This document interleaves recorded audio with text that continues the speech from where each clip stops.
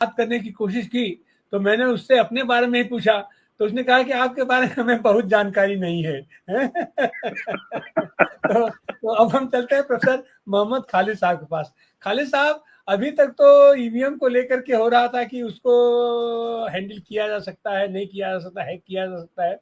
तो फिर ये जो मैंने इसके चैंपियन अपने हिसाब से आर्टिफिशियल इंटेलिजेंसिया के तो चैंपियन बन के मोदी जी उभरे थे कि देश में उन्होंने पूरा क्रांति कर दिया, तो एक क्रांतिकारी से उनका पाला पड़ गया। इन सारी चीजों को आप कैसे देखते हैं, इस ग्रुप को, और आने वाले दिनों में इसका क्या असर आप देख रहे हैं?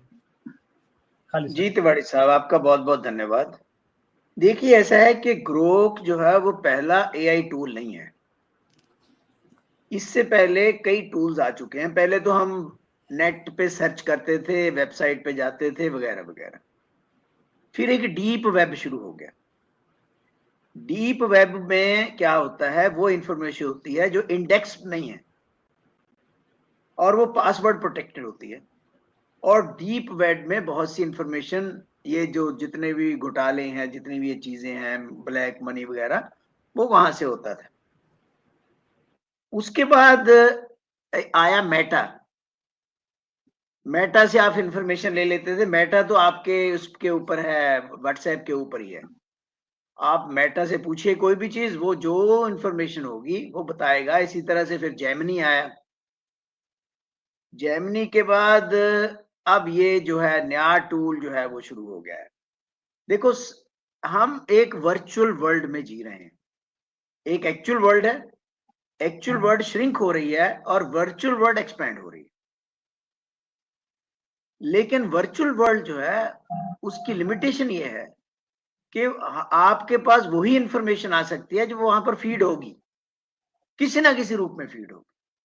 किताब के रूप में, आर्टिकल रूप में, खबरों के रूप में, अखबारों के रूप में, जो वहां पर इंफॉर्मेशन से बाहर जो फीड नहीं होगी, उसके बारे में ना एआई कोई भी टूल, ना मेटा, ना जेमिनी, ना ग्रोक कुछ भी बोल सकता है। ये एक फैक्ट है। एआई की भी अपनी लिमिटेशंस हैं। दूसरी बात यह है कि जब ये ये इंफॉर्मेशन कहीं ना कहीं से निकल करके आती है, क्योंकि हम टेलीफोन भी करते हैं। आपको पता है कि 24/7 जिसके पास स्मार्टफोन है वो सर्वेलेंस के अंडर है। और आप किसी भी व्यक्ति का जो स्मार्टफोन होता है वो कंगाल लो, उसकी पर्सनैलिटी की टोटल पिक्चर सामने आ जाएगी। किसके साथ बातें करता है, किस नेचर की बातें करता है, कैसे टेक्स्ट करता है, टेक्स्ट के मैसेजेस क्या हैं, वगैरह वगैरह, एवरीथिंग।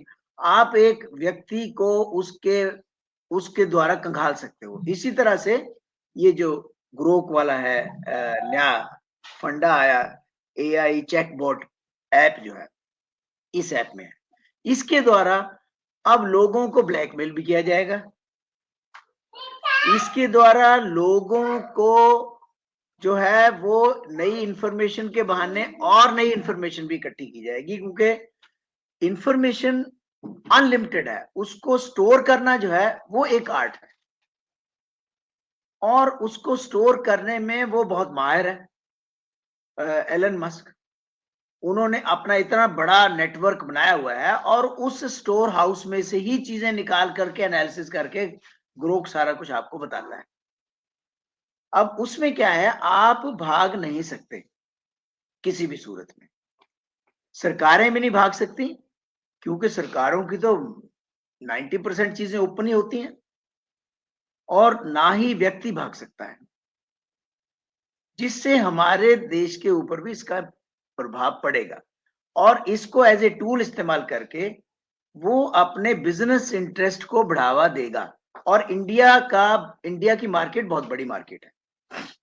हम कहते हैं कि 80 करोड़ लोग जो हैं वो तो सरकार के अनाज पे जी रहे हैं।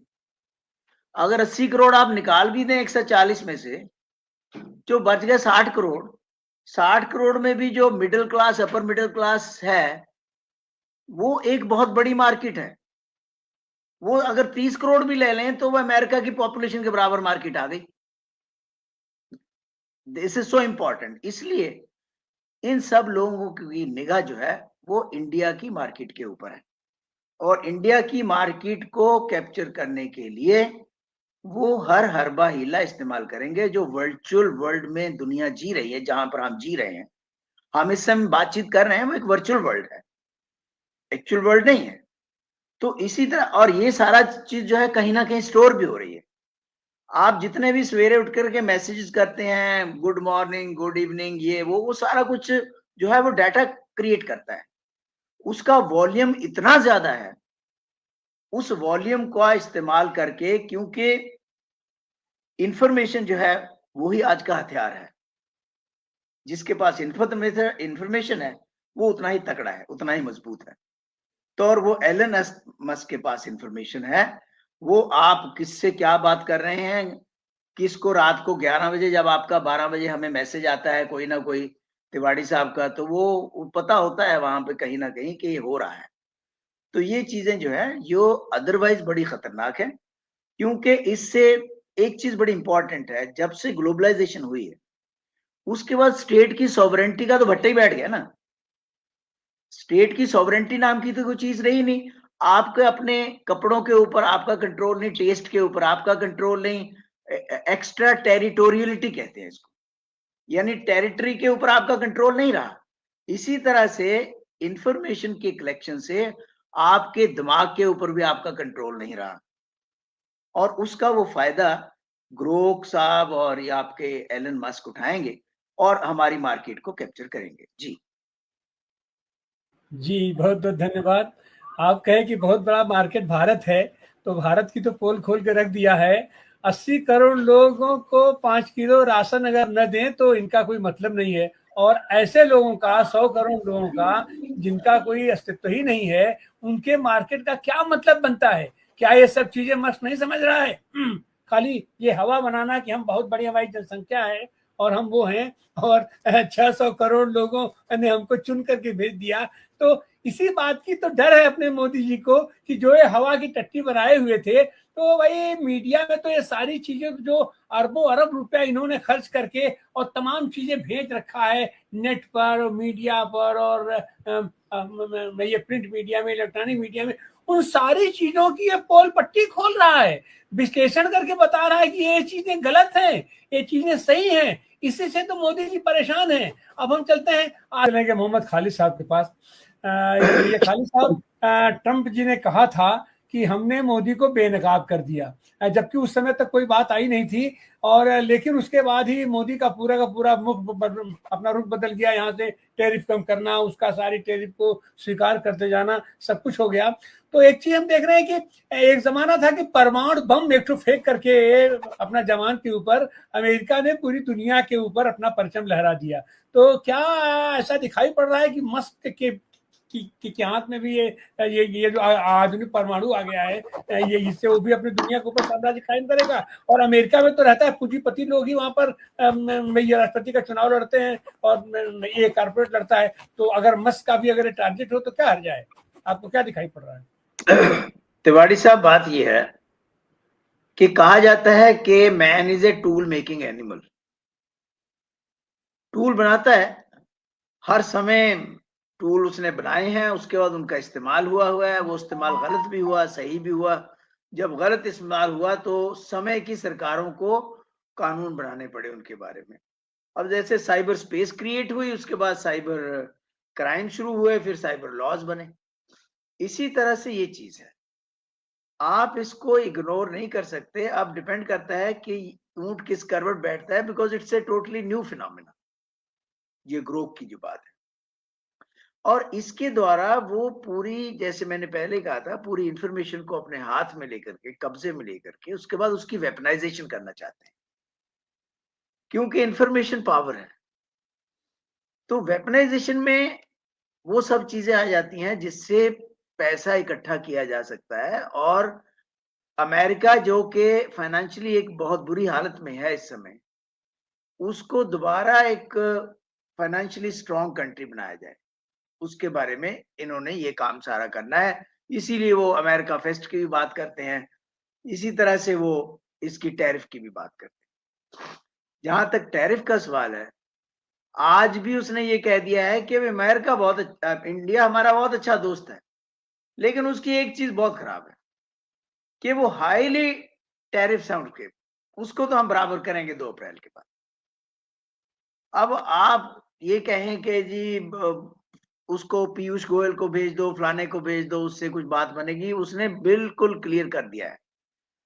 और ये चीजें जो है ये पीछे से आ रही हैं, जो उसकी जो टीम है एलन मस्क की, वो टीम जो व्हाइट हाउस में बैठी हुई है, पॉलिसी मेकिंग तो असल में उनके हाथों में जा चुकी है, और वो एआई के थ्रू पॉलिसी मेकिंग को जो स्ट्रीमलाइन भी करते हैं, फाइन ट्यूनिंग भी करते हैं। इसीलिए वो बिल्कुल बेबाक होकर के, चाहे आयरलैंड की बात हो, चाहे यूरोपियन यूनियन की बात हो, चाहे इंडिया की बात हो, चाहे मेक्सिको की बात हो, चाहे कनाडा की बात हो, हर जगह पे वो अपना जो टैरिफ की वेपनाइजेशन है उसको वो लागू करना चाहता है, और उसमें ये दोनों लगे हुए हैं। और इसकी वजह से एक नए वर्ल्ड ऑर्डर की शक्ल बनेगी। वो नया वर्ल्ड ऑर्डर कैसा होगा, वो अनफोल्ड होने जा रहा है वेरी सून। उसमें यूरोपियन यूनियन अलग हो जाएगी, अमेरिका पहले सब इकट्ठे थे वो अलग हो गए, नेटो के ऊपर भी बादल मंडला रहे हैं।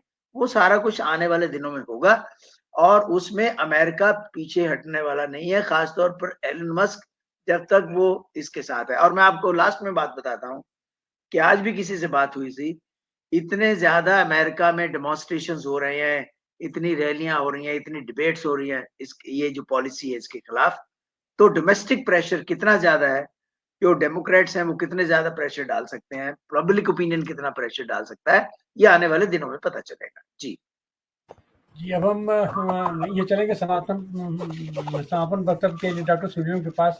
ये सूर्यम जी, चीन ने खुलेआम कह दिया है कि हम तो इनको जिस तरह का भी युद्ध चाहेंगे हम उस पर चलेंगे, और जाहिर सी बात है कि खुली प्रतियोगिता में, चाहे व्यावसायिक प्रतियोगिता हो या अपना जैसे भी हो, चीन एक जबरदस्त तरीके से सामने अपना विकल्प बन के उभरा है अमेरिका के। तो ये मस्क जी के इस पूरे प्रोग्राम को आप कैसे देखते हैं, और आने वाले दिनों में विश्व की राजनीति में, और खास करके भारत, चीन और अमेरिका के ये संदर्भों में आप इसको कैसे देखते हैं? देखिए, जो बात अभी मोहम्मद खालिद साहब ने कही, मोहम्मद खालिद साहब ने जो बात कही कि एक न्यू वर्ल्ड ऑर्डर, तो ये कहा जाएगा कि एक कॉरपोरेट का एक नया वर्ल्ड ऑर्डर पूरी दुनिया के सामने जो है वो अनफोल्ड होता चला जा रहा है। जहां तक चाइना की बात है, तो चाइना को उसने टारगेट नहीं किया है।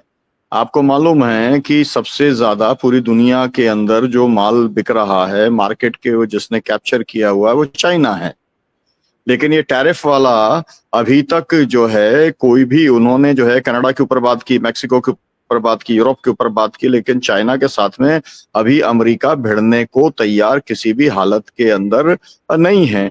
तो वो जो आपको मालूम है कि जिस तरीके से पुतिन से एक तरीके का जो पूरा कोल्ड वॉर चला था, वो तो अमेरिका और रूस के बीच में चला था, और अभी तो पूरे कारण मौजूद थे कि यूक्रेन के साथ में जब पूरा का पूरा यूरोप खड़ा था, तो उस समय का वो इस्तेमाल कर सकता था अमेरिका, और पुतिन को मतलब रशिया को जो है घुटने टिकाने का काम कर सकता था, लेकिन नहीं किया उसने, क्योंकि उसके पास पावर थी तो उसको कोऑप्ट करने का काम किया। क्योंकि उसको मालूम है कि, आपको मालूम है कि ये भी एक शिकायत आई थी कि पुतिन ने अमेरिका के चुनाव को जो है उसको मैनेज करने का काम किया था। ये वाली बात आपकी है, एकदम स्पष्ट है।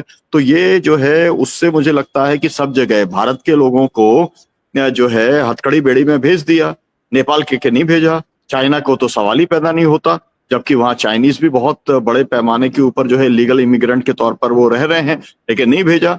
तो मेरा कहना ये है कि चाइना भी जो है वो भी अपने व्यापारिक हित देखेगा, अमेरिका अपने व्यापारिक हित देखेगा, और वो एक तरीके से जो है अपनी संधि करके चलेंगे, वो टकराने वाले नहीं है। वहां पर कोई आइडियोलॉजी नहीं काम करेगी, वहां पर मार्केट फोर्सेस का जो एक अलायंस बनता है, छोटी कंपनी होती है उसे बड़ा कंपनी जो है वो टेक ओवर कर लेता है। जिस तरीके से अडानी ने सब कुछ यहाँ पर टेक ओवर कर लिया, उसी तरीके से एलन मस्क भी एक के बाद एक पूरी दुनिया में अब मर्जर्स होते चले जाएंगे और उसकी मोनोपोली कायम होती चली जाएगी। लेकिन इस सब से आप इसमें रवैया देखिए ना, रवैया